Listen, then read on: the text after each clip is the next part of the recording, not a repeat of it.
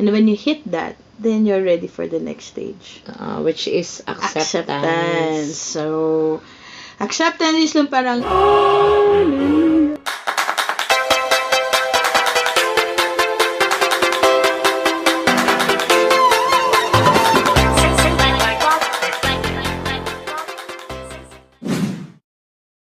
Hello everyone! Welcome back to my channel. It's Marian. And for today's video, break po muna tayo sa crafts and beauty. Naisip ko pag-usapan muna natin ang life and love or love and life. Meron akong friend na very interesting ang point of view about sa pag-move on. So nag-decide ako na i-record at kunin ang opinion niya about sa topic natin ngayon. Ang video vlog na to guys, it's more like a podcast kung saan makakarinig lang kayo ng boses ng dalawang taong nag-uusap tungkol sa stages of moving on.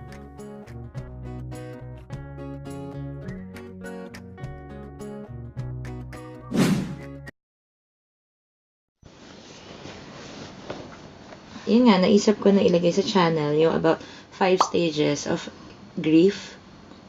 Naisip kita na tanungin kasi sa'yo ko naririnig yung mga stages na yun. Na dati, hindi ko alam na ganun pala yung mga pinagdadaanan para maka-move on. Pero, diba nga, natandaan ko sa'yo yung dabda. Ikaw na mag-explain kung ano-ano yung mga yun. Yung dabda. Actually, yung dabda, nakuha ko lang din yan sa mga Google, sa article. I think meron akong napanood lang na series before. Tapos, minention doon na there are 5 stages of grief. Okay.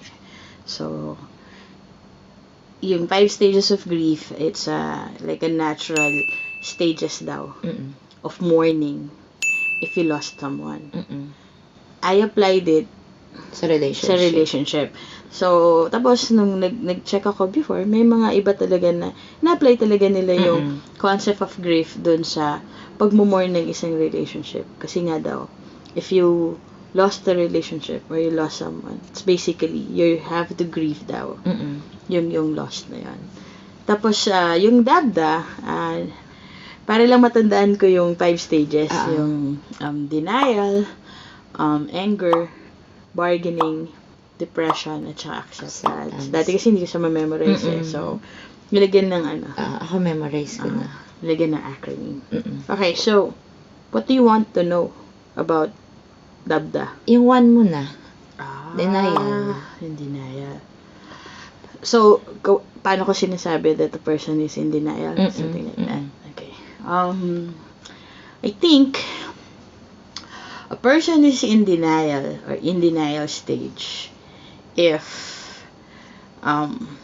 after ng breakup, hindi niya pinaprocess or tinatanggap sa sarili niya that the relationship is really okay. Wala na. Wala na.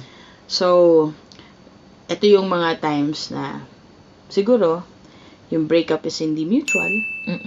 Yung isa lang isa lang yung may gustong kapag-break, naiwan ka, or yung tao or yung isa parang halimbawa ako nakipaghiwalay yung isa hindi siya nag-agree, gusto niya pa mag-usap pa kung maayos pa o ano. So in denial is yung mga times na nag-expect ka pa rin that everything is normal or everything is the same, na kapag nag-text ka feeling mo may magre-reply pa sa'yo. Okay? Kapag tumawag ka, feeling mo yung sasagot sa kabilang linya would be the same person na sweet, na masaya, na happy, na nakausap ka. Minsan mayroon nagpo-post ng picture nila na parang wala sila, na sila pa rin. Oo, di ba? So, in denial. So, in denial, ito din yung mga times na normal dito yung late night texting. Pag mag-isa ka nilang. Or drunk texting. So, if you're in that stage, or if you're still in the stage na you're fooling yourself and expecting that things will be the same, things will be back to normal, or may pag-asa pa kayo to be together, kahit na yung taong kasama mo before, sinasabi sa'yo na no na, tama na, or stop na, or tapos na. Basically, you're in the stage of denial. Tama. Okay? Sige. Next. Then the next stage is anger. So, usually, when a person is done being in denial, or Hindi natanggap na niya, hindi na umubra yung kanyang text na basta natanggap na niya na tapos na, it's literally and basically over. Yung next logical emotions to follow is anger. So, galit. So, ito yung mga times na galit na galit ka na dun sa ex mo. Yung dating pogi, pangit na. Oo, yung dating parang santa-santo.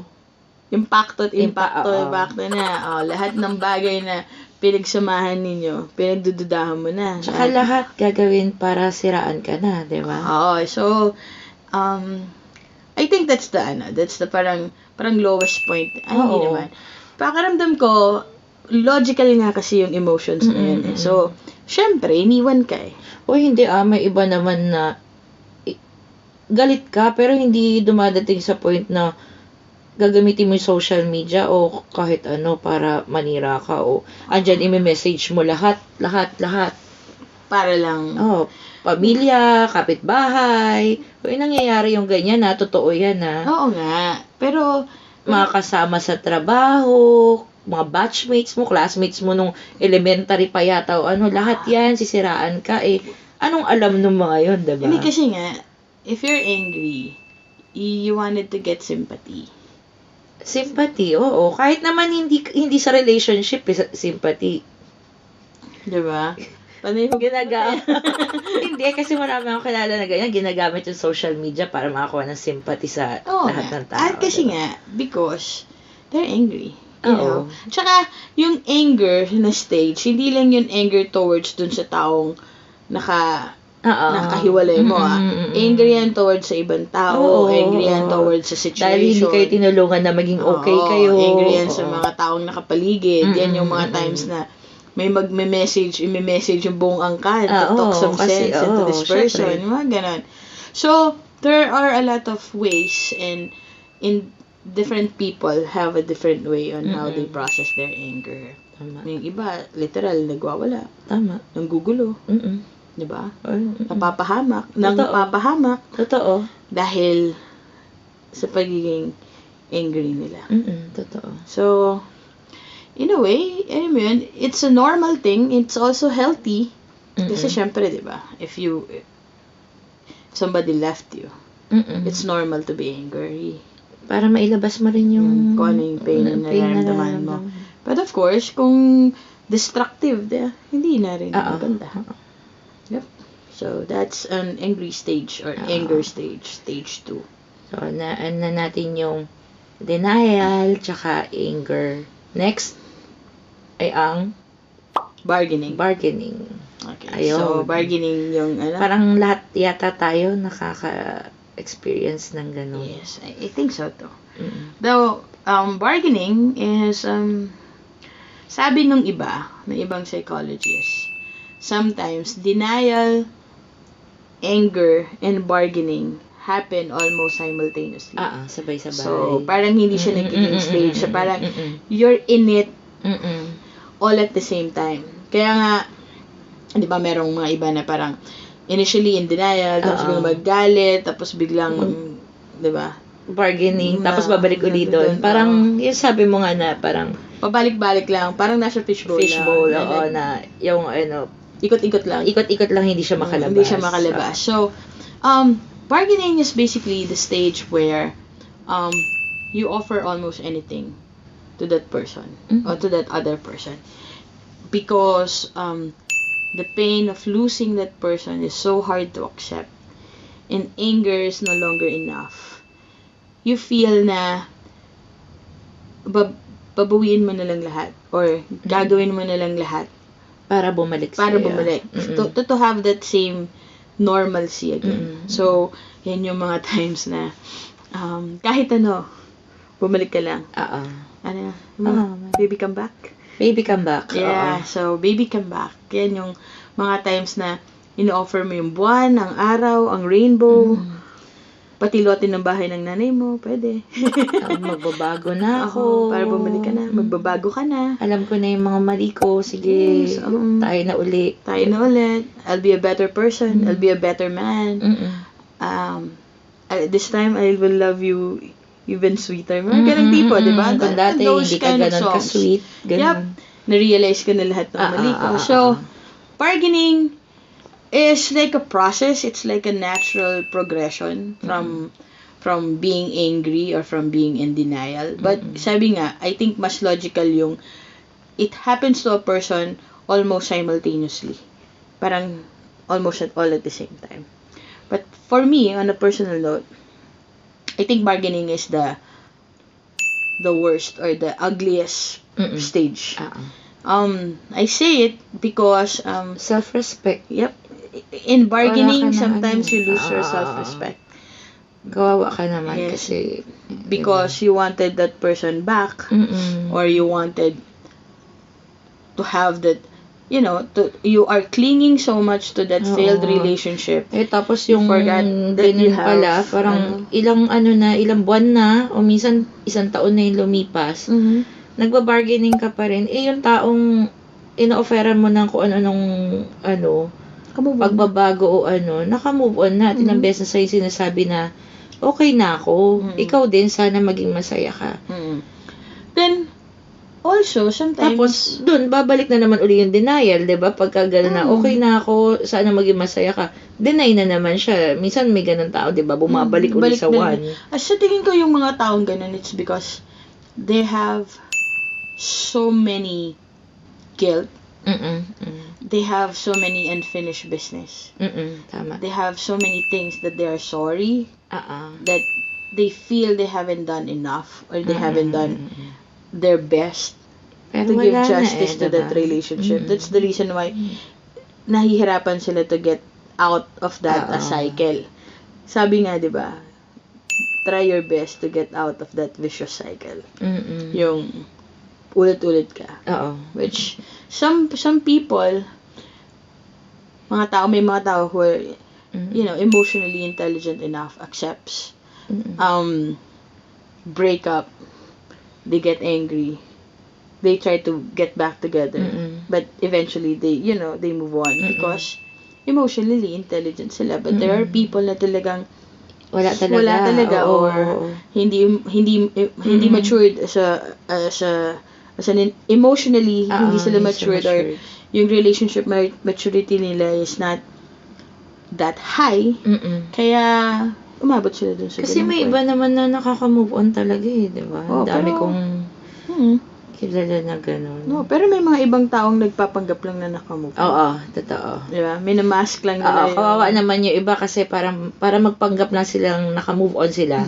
Rebound person, diba? That's the reason why there are people who get rebound people or rebound person just to mask the pain away. So, hindi rin okay yun. Kasi eventually, pag hindi ka pa talaga ready, hindi ka pa talaga okay, ang ending niyan, mananakit ka lang ulit ng iba. Totoo. So, yun. Wag na lang, diba? Wag na lang. Sana kung po pwede, hindi ka masyadong bumabad dun sa concept. Number 3. Number 3. Sa bargaining. Yeah, actually, yes. Dun sa tatlo. Kasi bigyan na lang ng respect yung mga sarili mo. Right. Yun. Okay. So, next number 4. Depression. Yes. Yun yung pinaka... Next point is depression. So, hardest ba yun? Yes, that's the hardest part. Kasi that's the lowest point. Okay, so, I think you're depressed if you don't want to go out anymore.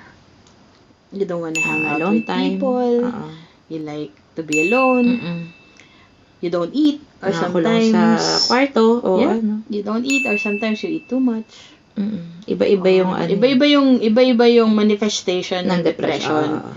So iba-iba yan sa bawat tao. But the main I think the best way to describe it is when you feel that nothing works, when you feel that everything fails, wala nang maganda, wala nang parang wala nang useless hope. na, hopeless, Hopeless ka na. Hindi ka hopeless romantic hopeless ka lang. Oo. And you feel na wala nang pupuntahan ng lahat ng bagay. So, dun ka sa 4. Andun ka na sa stage 4, I think. Madedepress ka na. Some people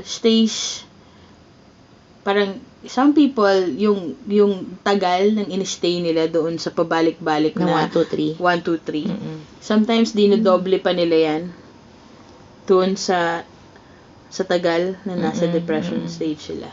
Iba nagpapatingin, diba? Yung iba, nagsisik pa sila ng professional help to help them get out of that stage. Sabi ko nga minsan, may mga iba na kung gano'n sila katagal na nagstay doon sa 1, 2, 3, minsan din mas doble pa yan doon sa time na nandun sila sa depression. Parang maabot ng years, hindi naman, no? I know someone. May iba, na, yun, hindi na talaga nakabawi. Nandun na siya. Nandun na lang siya. Na naubos na lahat, nawala na lahat. Pati, ewan ko. I mean, to the point na parang nakakaawa na lang. Pero, I think, depression is also a good and a bad. Meron siyang good, meron siyang bad. The bad part is, of course, nakasira yung ulo. Oo naman. Kung hindi ka healthy, di ba? Kung wala kang support, kung wala kang emotional support coming from people around you, mahirap if you're alone dun sa battle na yun.